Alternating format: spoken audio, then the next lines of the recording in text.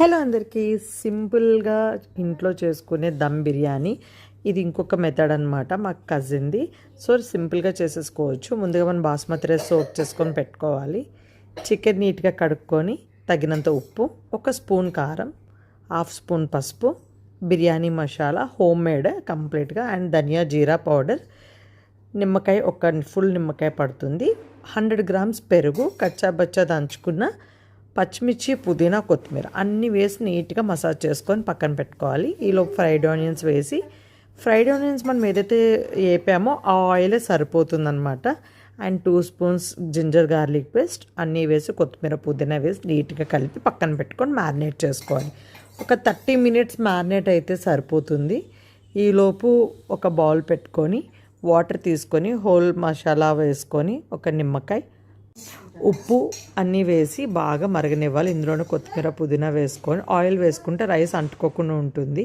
ఈలోపు మనం దమ్కి రెడీ చేసుకుందాం. బిర్యానీ కుక్ చేసుకునే బౌల్లో పెట్టేసుకోవాలి. అందులో ఒక 1 స్పూన్ గీ, 2 స్పూన్ ఆయిల్ వేసుకొని హోల్ బిర్యానీ మసాలా వేసుకొని ఆల్రెడీ మ్యారినేట్ చేసి పెట్టుకున్న చికెన్ కూడా వేసేసుకొని ఒక 10 మినిట్స్ మంచిగా ఆయిల్ పైకి వచ్చే వరకు కుక్ చేసుకోవాలి.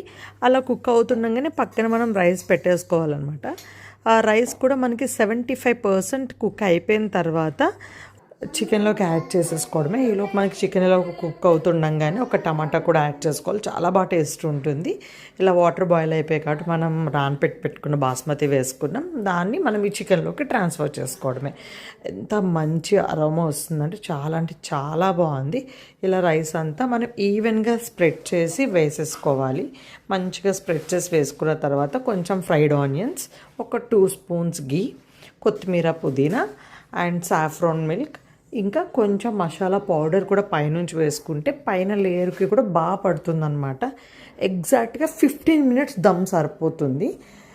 ఇంకా మనం 15 మినిట్స్లో బంద్ చేసేసుకొని ఒక 10 మినిట్స్ అలా మూత ఓపెన్ చేయకుండా ఉంచుకొని తింటే ఉంటుంది. చాలా యమ్మీగా ఉంటుంది. ఇది బ్యాచిలర్స్ కూడా ట్రై చేయొచ్చు. చాలా సింపుల్గా అయిపోతుంది అనమాట.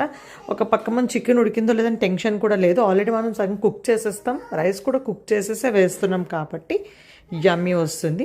మీరు ట్రై చేయండి. ఎలా వచ్చిందో కామెంట్ సెక్షన్లో చెప్పండి. Thank you so much for following my channel.